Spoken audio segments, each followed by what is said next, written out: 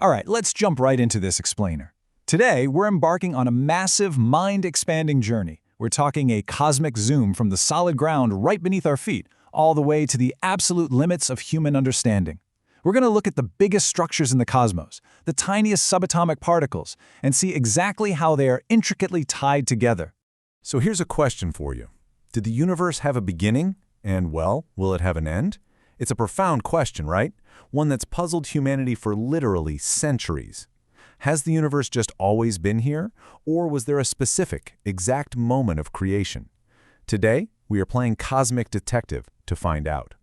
And to guide us, we're using Stephen Hawking's legendary lectures, specifically his brilliant work, The Theory of Everything.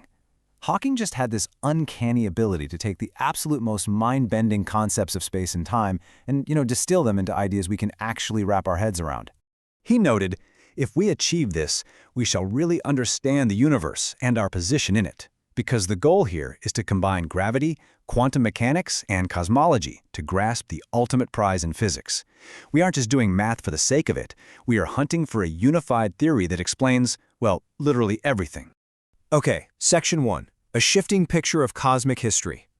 Now, before we can understand where the universe is headed, we kind of need to see how our perspective shifted over time. For centuries, going back to Aristotle and Ptolemy, we thought Earth was the stationary center of this neat little spherical universe. Then Copernicus comes along and puts the sun at the center. Newton drops the math of gravity. But the real, actual mind-blower? That didn't happen until 1924, when Edwin Hubble looked through a telescope and realized our Milky Way is not alone. It's actually just one of 100,000 million galaxies. Suddenly, the universe was unfathomably huge. Moving on to Section 2, Expanding Mystery, the Universe in Motion. Finding those other galaxies was just step one for Hubble. The real shocker completely shattered the illusion of a peaceful, static cosmos. Before this, pretty much everyone, even Albert Einstein, thought the universe just sat there, unchanging. Einstein even invented this thing called a cosmological constant, basically a fake anti-gravity force, just to make his math work for a still universe. But Hubble analyzed the light from those distant galaxies and saw it was red-shifted. That means the light waves were literally stretching out because the galaxies were moving away from us. The actual space between galaxies is growing. So think about it. If the universe is expanding today, we can just hit rewind on the cosmic clock. Galaxies moving apart means they used to be closer together. Rewind roughly 10 to 20 billion years, and the distance between everything must have been exactly zero. That leaves us with infinite density and infinite curvature, the Big Bang singularity. It's this wild point where all known laws of science, yep, even general relativity, just totally break down. You literally cannot predict what happens before this because the very concept of predictability collapses. Which brings us to Section 3, Black Holes and the Anatomy of Collapse. To get a handle on these bizarre singularities, we can actually look somewhere else, the life cycle of a star. A star is basically an epic tug-of-war. Gravity desperately wants to crush the star inward, but nuclear fusion in the core pushes outward. That's what makes a star shine and stay stable. But eventually, that nuclear fuel runs out. Fusion stops, the outward push vanishes, and gravity takes the wheel, crushing the star in on itself. Now, not every star completely collapses. Back in 1928, a student named Subramanian Chandrasekhar figured out a critical threshold, known as the Chandrasekhar limit. It's right around 1.5 times the mass of our Sun. If a dying star is heavier than that limit, there's no physical mechanism strong enough to fight gravity. The star will crush inward forever, forming a point of infinite density, a singularity, just like the Big Bang. And wrapping around that crushing singularity is the event horizon. As the star gets denser, its gravity gets so incredibly strong, it starts bending light rays inward. Once it shrinks past a certain radius, that's it. Not even light can outrun the pull.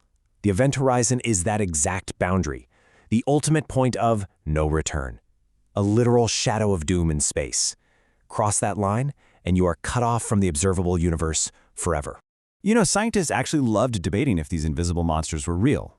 Hawking famously made a bet with his colleague Kip Thorne over a massive X-ray force called Cygnus X1. Hawking bet it wasn't a black hole. Why? Well, it was an insurance policy. He'd spent his life studying black holes. If he was wrong, at least he'd win a 4-year subscription to the satirical magazine Private Eye. Thorne, by the way, bet for a subscription to Penthouse. Today, we're like 95% sure Cygnus X1 is a black hole, but that bet remains an absolutely classic piece of physics lore. All right, Section 4, Quantum Leaks, or why black holes ain't black. Here is where our detective story takes a massive, microscopic twist. For the longest time, the rule was simple. Nothing escapes a black hole. It was the ultimate one-way street. But then Stephen Hawking threw quantum mechanics into the mix, and it messed up that entire assumption. The big question became, are black holes truly 100% black? To answer that, we actually have to look at empty space. Thanks to the uncertainty principle, we know space is never truly empty. It's constantly buzzing with virtual particles. These are pairs of particles popping into existence, flying apart for a fraction of a millisecond, and then crashing back together to annihilate each other. This is happening all around us, all the time. But things get incredibly weird when this little particle dance happens right on the edge of a black hole's event horizon. Sometimes, the particle with negative energy gets sucked in. Because it has negative energy, it actually subtracts from the black hole's mass. Meanwhile, its partner, the positive energy particle, is suddenly flying solo and escapes into space as real radiation. So to us, looking from the outside, the black hole seems to be glowing. It's emitting particles, losing mass, and slowly evaporating. This perfectly highlights the greatest clash in modern physics. On one side, you've got classical general relativity, smooth space-time, strict rules. Nothing escapes a black hole. On the other side, quantum mechanics, total chaos, uncertainty, and energy casually leaking out of those exact same black holes. Hawking radiation was the very first mathematical bridge to connect these two completely opposite worlds. Which leads us to Section 5, the ultimate free lunch, the origin of the universe. Let's zoom all the way back out and apply those quantum rules to the Big Bang itself. Now, studying the start of time has its occupational hazards. Back in 1981, Hawking was at a cosmology conference at the Vatican. The Pope told the scientists, hey, it's fine to study the evolution of the universe, but do not inquire into the Big Bang itself. That's the moment of divine creation. What the Pope didn't realize, Hawking had literally just presented a paper doing exactly that. So, to figure out how the universe started without needing perfectly fine-tuned starting conditions, physicists like Alan Guth proposed the inflationary universe model.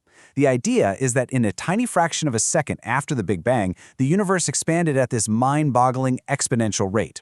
This rapid inflation ironed out all the cosmic wrinkles, giving us the uniform universe we see today. But wait, where did all the matter come from? Well, here's the trick. The positive energy of all the matter is exactly canceled out by the negative energy of gravity. The total energy of the universe is exactly zero. Because of that, the universe can expand endlessly without breaking any physical laws. It is, quite literally, the ultimate free lunch.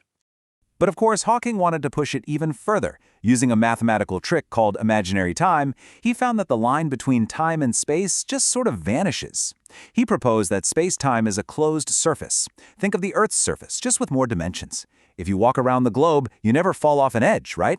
In Hawking's model, the universe has no edge in space and no beginning or end in time. It just is. Or, as he famously put it, the boundary condition of the universe is that it has no boundary. It's a stunning realization, and it brings our cosmic zoom to a close. Think about it. If the universe didn't have a starting point where physics broke down, if it's completely self-contained, operating purely on quantum and gravitational laws with no edge and no beginning, that is a massive philosophical shift. If the universe is completely self-contained, what place then for our Creator?